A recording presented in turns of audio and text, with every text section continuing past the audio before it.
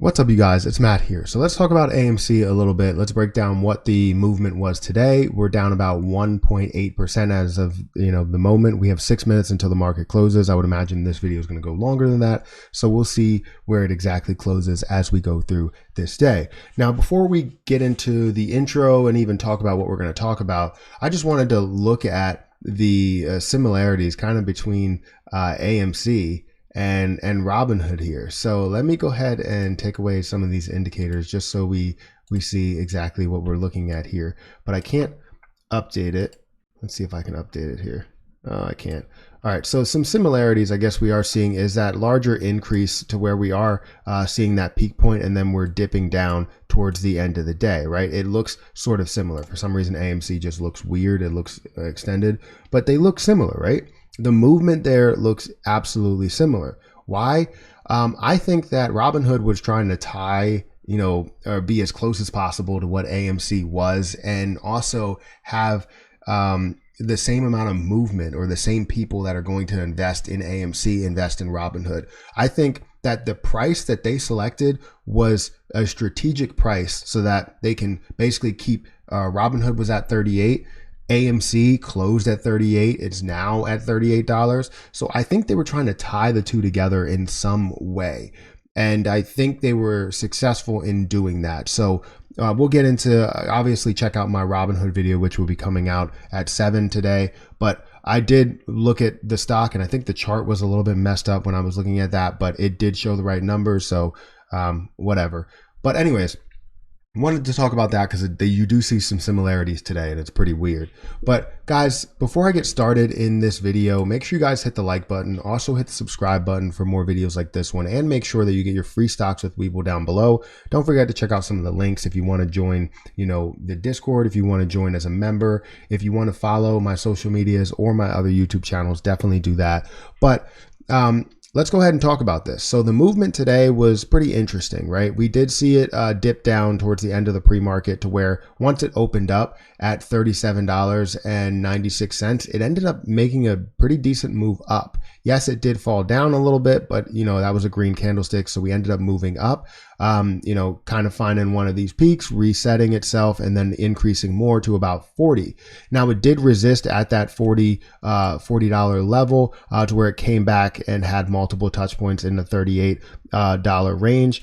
It did end up making its move back up, and not only retesting it, but surpassing the previous high, but creating a double top in the meantime, and seeing that double top near triple top, which I talked about on Twitter.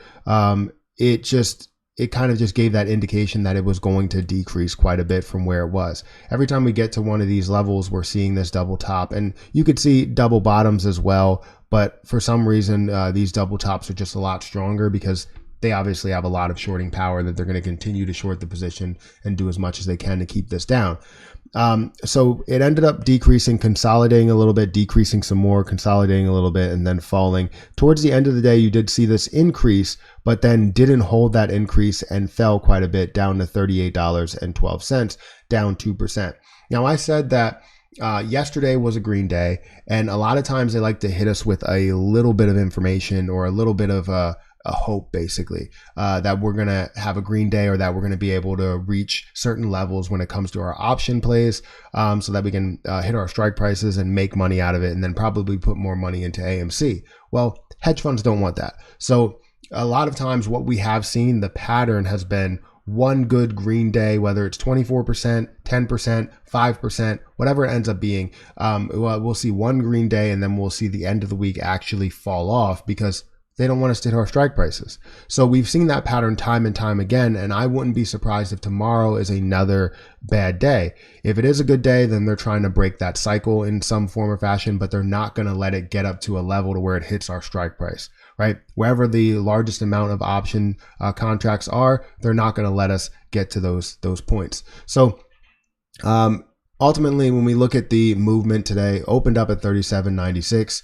hit a high of 40.25, hit a low of 37.47, had pretty decent volume, not amazing volume. It's okay.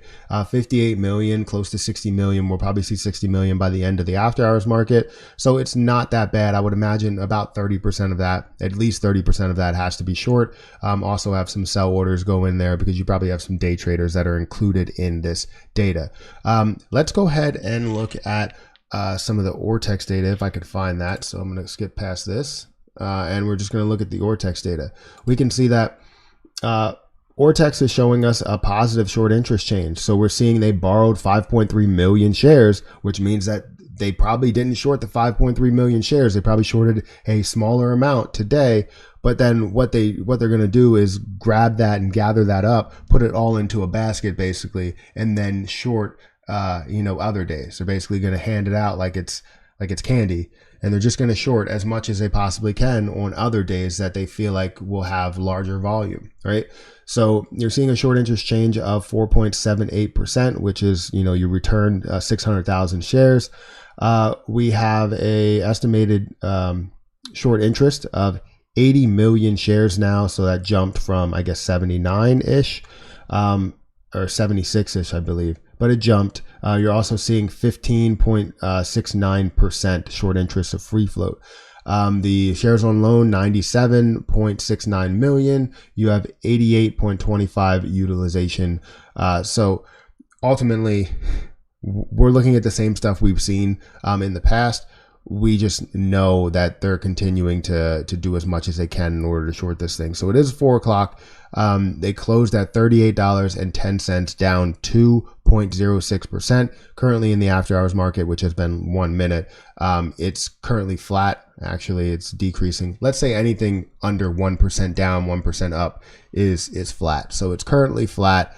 And I think we had a really predictable day, at least from my part. I believe that it was predictable. I said that we were going to see something of a negative day. I expected a little bit more of a negative day. I said in the pre-market that we might see 36 and we might actually finish around, I think I said 37. So a little bit off, but still, it's still down 2%. They're looking to keep us away from our strike prices, whether strike prices are 40. I know there's a few at 37. I had some at 37. I have some at 65 for next week. So I don't know if it's going to hit 65 next week, but I'm hoping that it will. I have two for 65 next week, and then I have two for 145 by December 21st or something.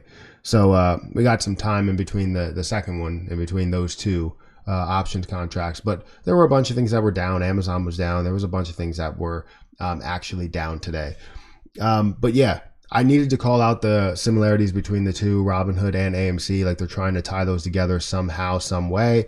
I also wanted to break down the price action and look at a lot of the volume and, short interest numbers as well. Matter of fact, let's take a look at some of the Finto numbers to see how that updated from yesterday. So that was the 28th that we would be looking at. Did I refresh it?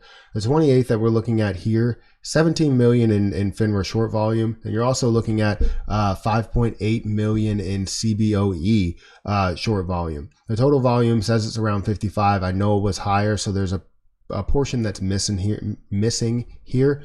But you are seeing around 41.44% short volume ratio out of this data here, which may be, let's say, 80% of the volume data that you're seeing.